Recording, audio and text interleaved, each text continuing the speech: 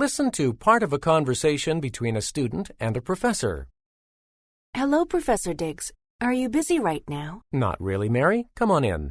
What can I help you with? I wanted to talk to you about the midterm writing assignment.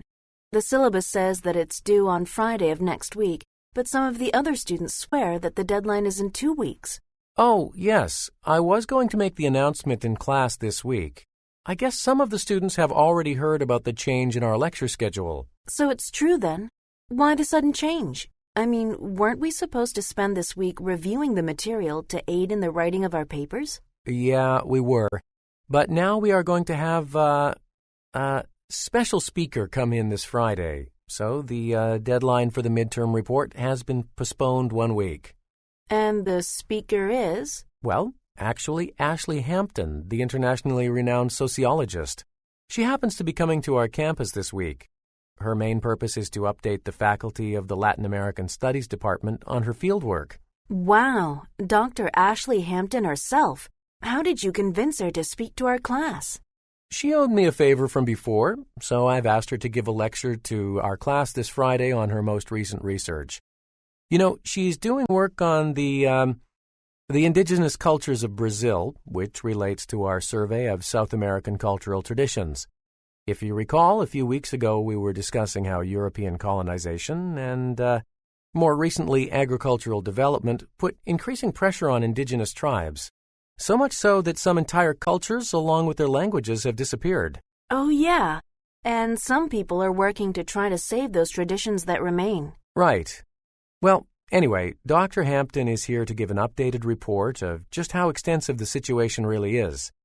It's a great opportunity to learn from first-hand testimony and also to find out some things about how we may be able to help preserve the cultural diversity that's still there. That sounds really exciting. I'm sure the class will enjoy the opportunity to learn from an expert. And I'm sure they won't be complaining about the extended deadline either. You know, a lot of the students are really scrambling to get their papers done. Yeah, I was aware of that. Well, I will announce the extension in class tomorrow. I hope the class will find Dr. Hampton's talk useful. Her speaking style tends to encourage her audience to think, and, well, she really tries to get people to actively participate in the discussions.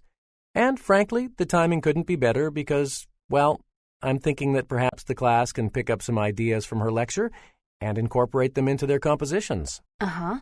Well, will you be telling the class that it's Ashley Hampton giving the lecture?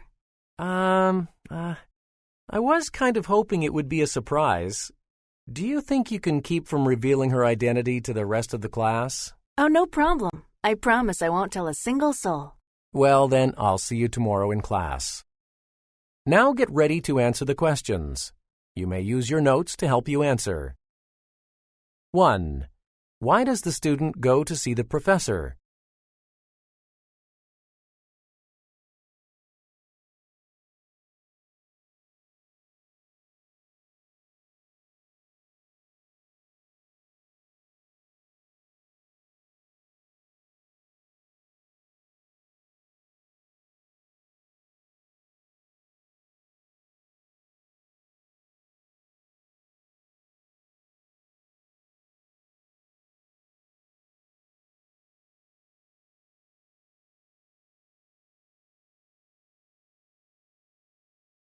Two. Why does the professor postpone the deadline for the midterm?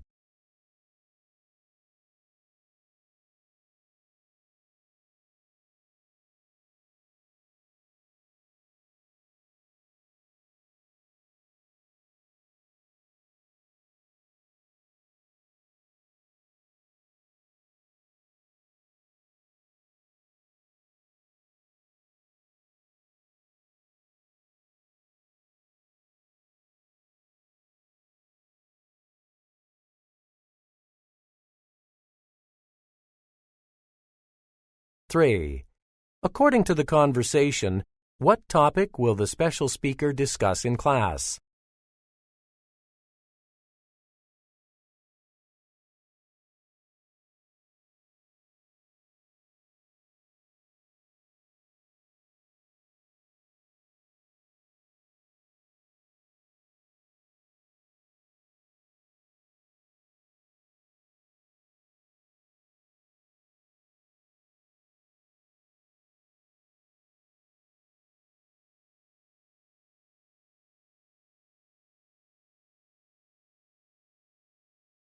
4.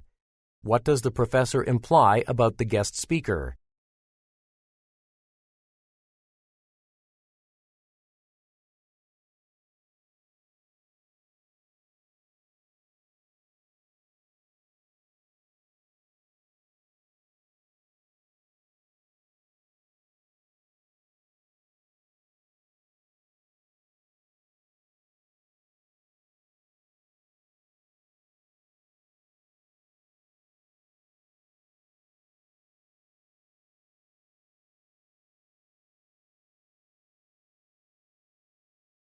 Listen again to a part of the conversation.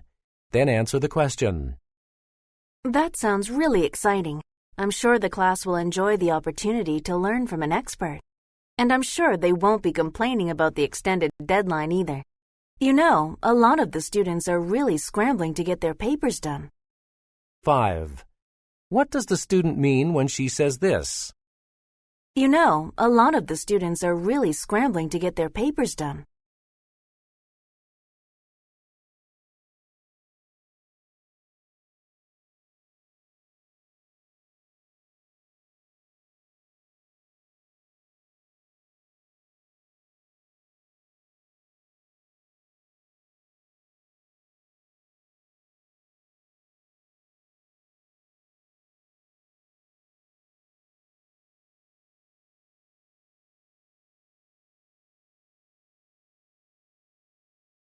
Listen to part of a lecture in a zoology class.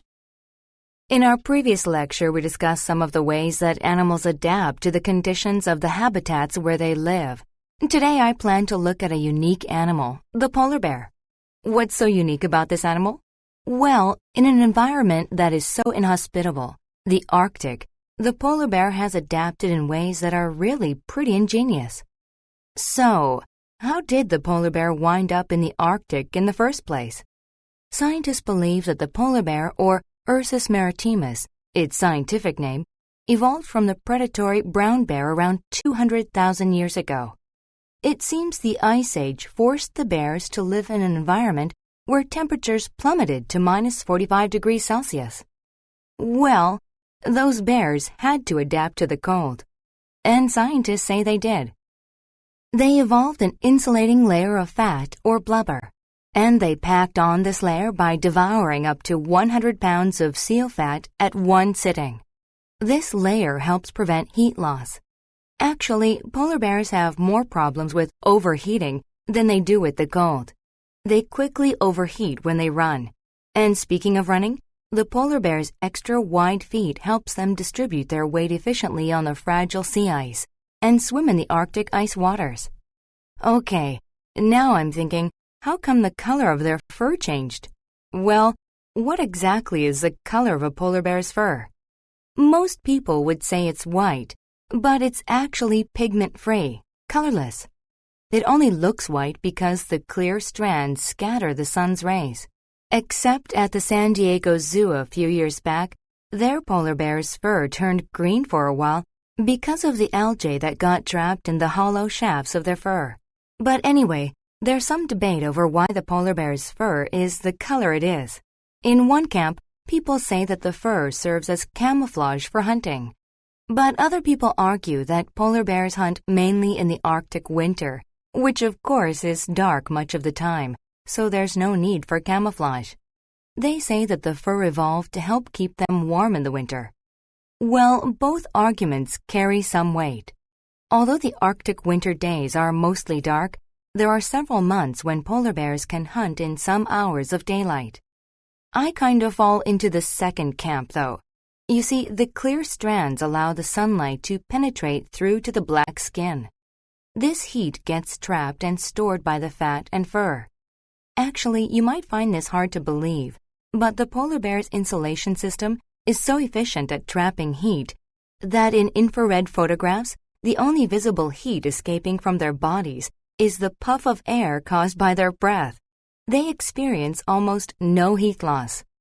Now, polar bears are active the entire year, unlike brown bears that curl up in caves during the winter season. But it might surprise you to know that they do in fact hibernate, but not during the winter. And it's a special kind of hibernation called walking hibernation. You see, in wintertime, there is no shortage of food.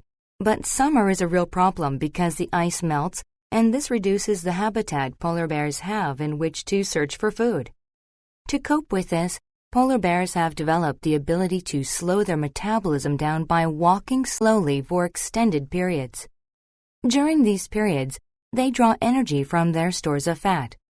I guess this is a feature that most people would envy.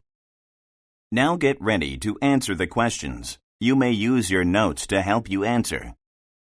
6. What aspect of polar bears does the lecturer mainly discuss?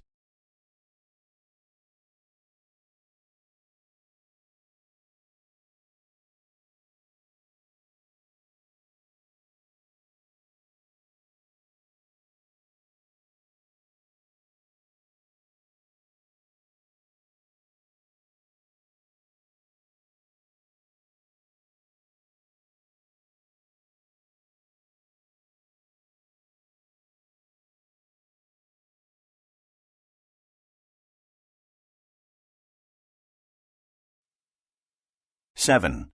What does the professor say about the color of the polar bear's fur?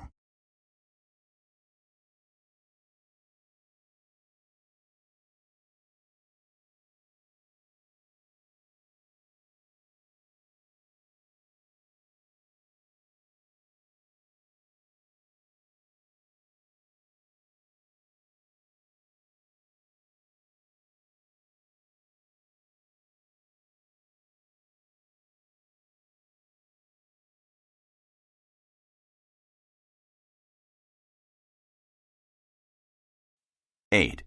According to the professor, what is the reason some people think the camouflage theory is wrong?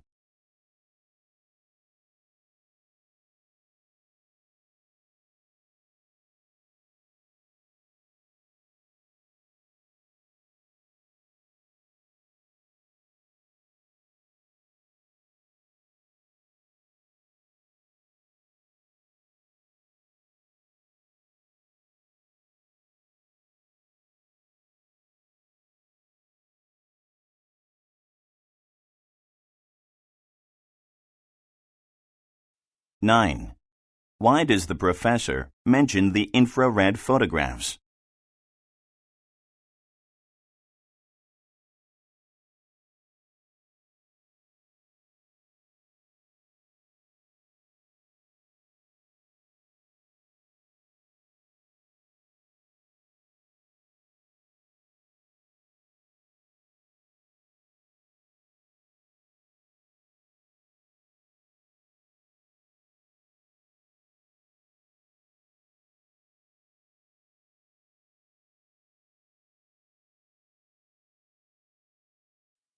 Listen again to a part of the lecture, then answer the question. Well, both arguments carry some weight. Although the Arctic winter days are mostly dark, there are several months when polar bears can hunt in some hours of daylight. I kind of fall into the second camp, though. You see, the clear strands allow the sunlight to penetrate through to the black skin. 10. What does the professor mean when she says this? I kind of fall into the second camp.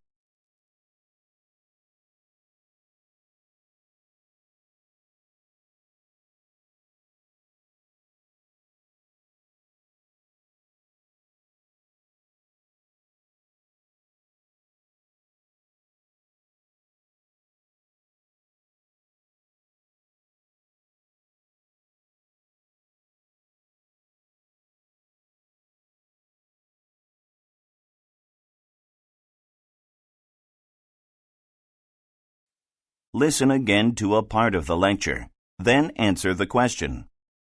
To cope with this, polar bears have developed the ability to slow their metabolism down by walking slowly for extended periods. During these periods, they draw energy from their stores of fat. I guess this is a feature that most people would envy. 11. What does the professor imply when she says this? I guess this is a feature that most people would envy.